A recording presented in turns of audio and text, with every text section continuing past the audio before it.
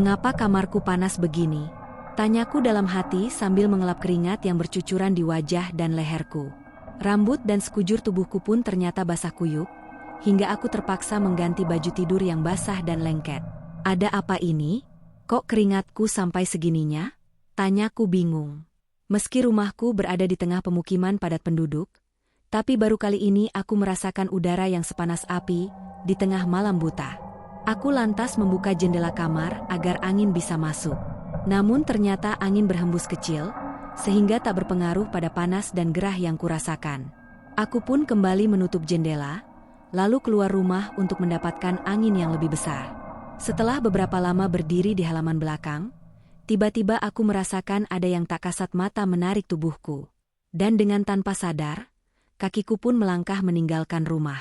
Aku yang awalnya hendak mencari angin di halaman, malah terus berjalan melewati deretan rumah-rumah tetangga, hingga masuk ke gang sempit yang berkelok-kelok seolah tanpa ujung.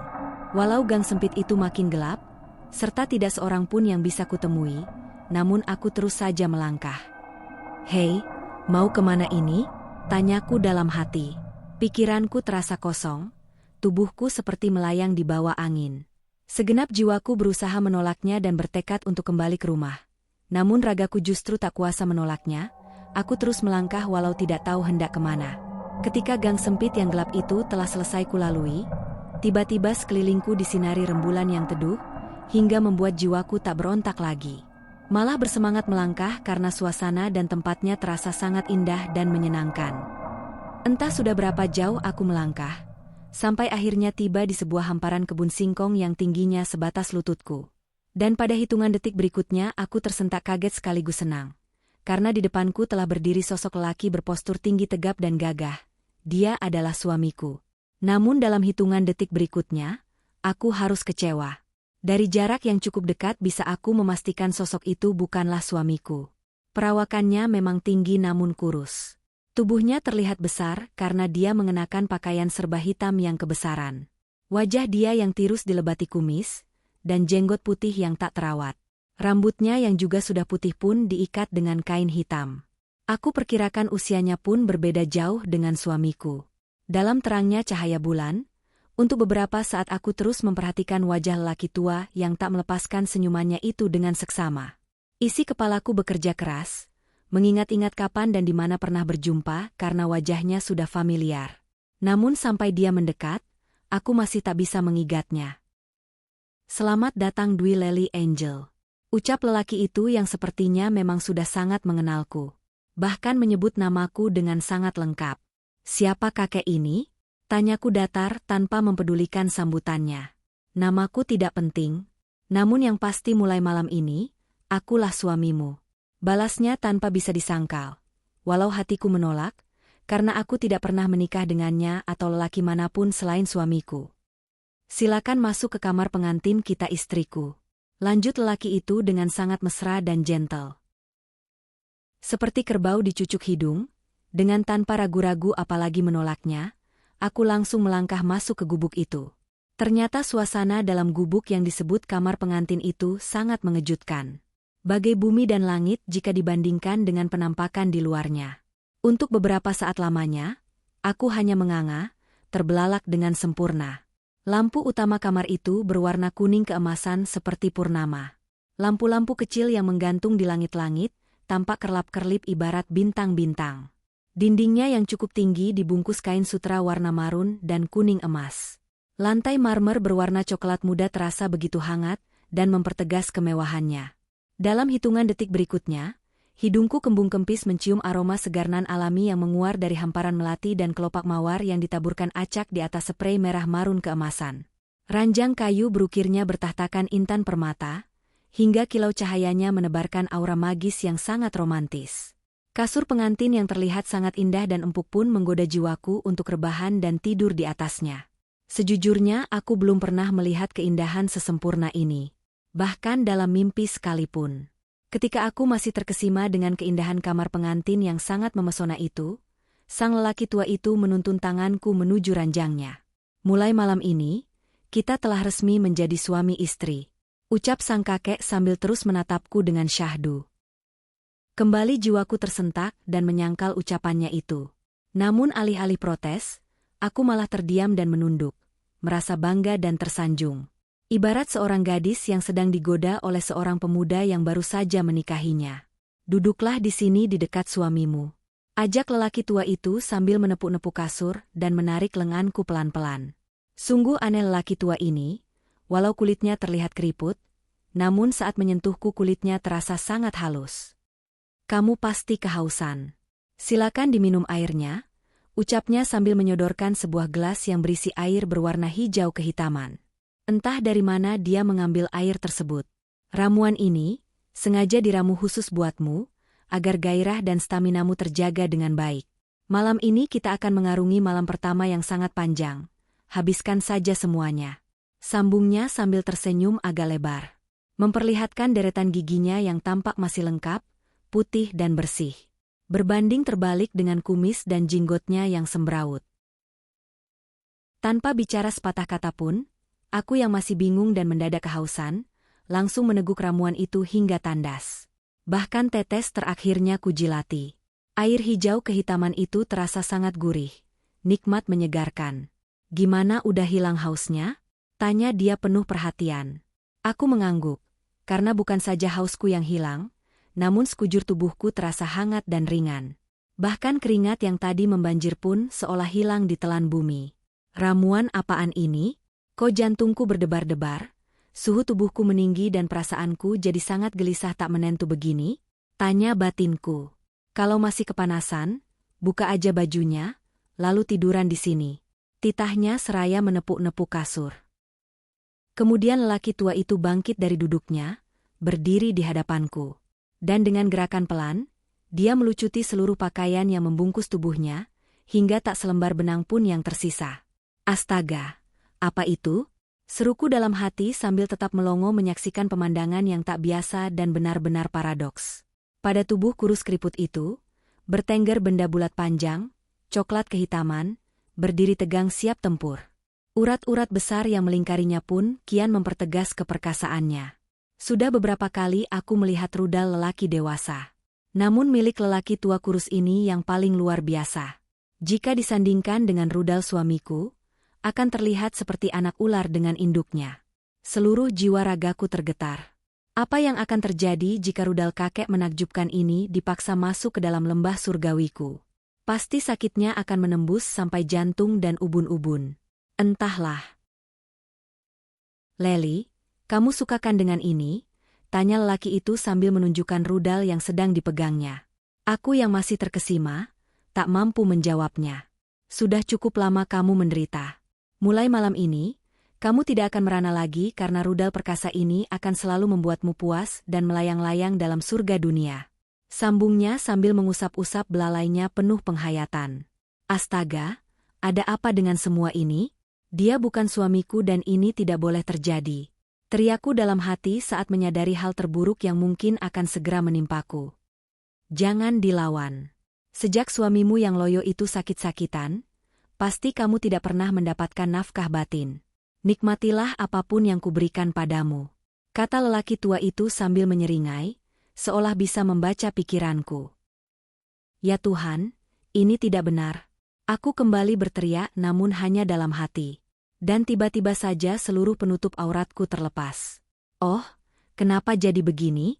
Teriakanku makin keras namun tak bersuara. Aku refleks berjongkok, menyembunyikan ketelanjangan tubuhku. Dadaku bergemuruh, darahku berdesir kencang. Sementara lelaki tua itu malah tersenyum melihatku panik setengah mati menahan malu.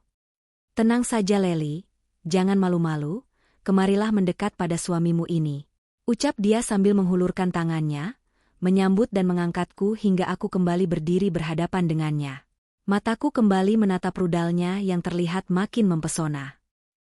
Sepertinya kamu harus dipijat dulu agar lebih nyaman saat menerima benih yang akan kutanamkan dalam dirimu, ucapnya sambil membimbingku naik ke atas ranjang.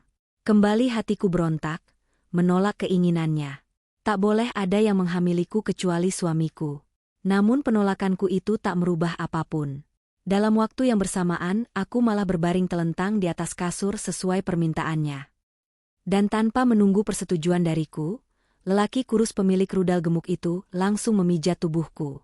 Dan dalam hitungan menit berikutnya, daya segenap jiwa ragaku seolah rontok.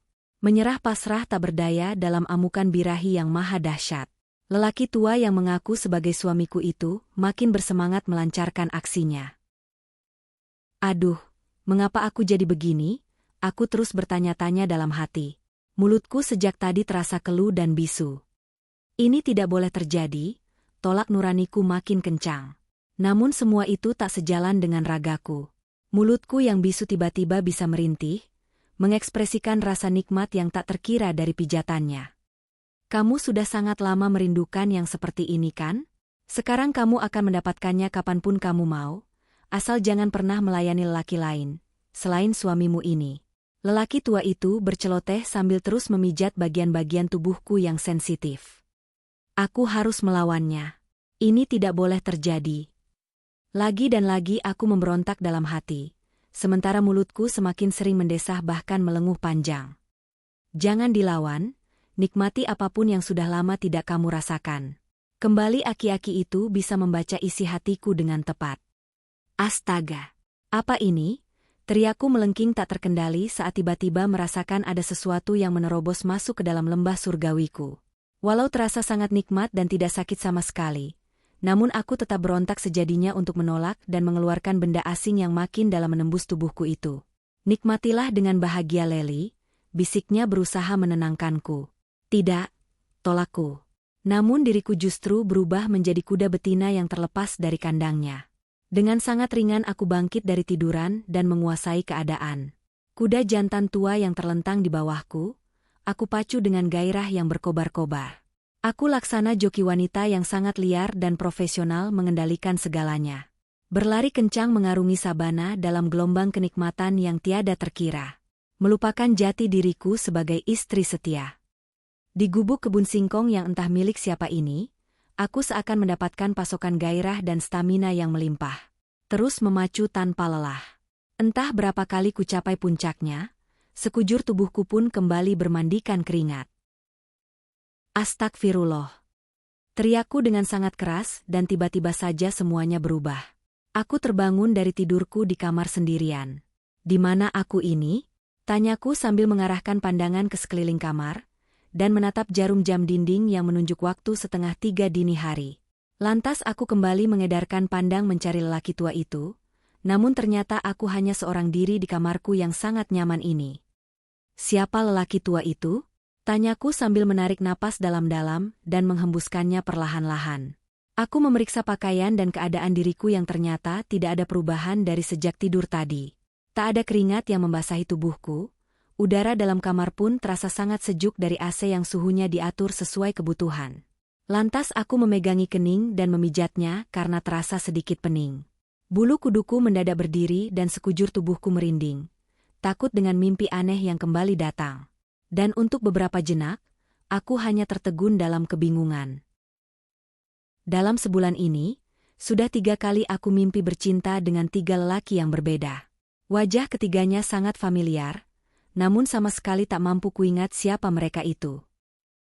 Yang pertama, aku mimpi bertemu dengan seorang pemuda tampan di sebuah taman yang sangat indah. Dia memaksaku bercinta di taman itu, di depan beberapa orang. Aku bersikeras menolaknya namun pesona ketampanannya benar-benar telah membuai kesadaranku. Namun berondong itu pun segera aku tinggalkan karena mengajakku menikah. Tak mungkin aku dinikahinya karena suamiku masih ada. Seminggu kemudian aku bermimpi lagi dalam suasana yang lebih mengerikan. Seorang laki-laki seusia dengan suamiku, tiba-tiba masuk rumah dan meruda paksaku tanpa belas kasihan. Untung saja dalam keadaan yang sangat mengerikan itu suamiku datang dalam keadaan lemas, karena memang sedang sakit. Lelaki mengerikan itu pun pergi, namun dia berjanji akan datang lagi untuk menikahiku. Dan yang ketiga lelaki tua barusan, dia bahkan dengan percaya diri mengaku sudah menjadi suamiku. Benarkah semua yang aku alami hanya mimpi? Mengapa mereka ingin menikahiku? Bukankah mereka tahu aku bersuami? Apakah itu tanda-tanda karma semesta atas kesalahanku yang pernah hilaf mengkhianati suami solehku? Apa yang selanjutnya akan terjadi dengan diriku? Sahabat netizen yang budiman, ini bukan cerita horor. Ini kisah nyata perjalanan hidupku yang sangat dramatis. Mungkin sebagian orang yang tidak pernah mengalaminya akan menganggap sebagai cerita kosong, lebay, ngadi-ngadi, dan tak masuk akal. Namun aku sendiri benar-benar mengalaminya secara nyata. Jika ingin mengetahui seluruh ceritaku ini, berikan subscribe pada channel ini. Jangan lupa juga berikan like, komen atau share agar kita bisa lebih dekat dan saling mengenal sebagai sahabat yang saling mendukung. Dalam setiap bab cerita ini, banyak keseruan yang mungkin tidak pernah kamu temui dalam cerita yang lain. Dijamin tidak akan membosankan karena susah ditebak endingnya. Sampai berjumpa kembali pada bab berikutnya. Terima kasih.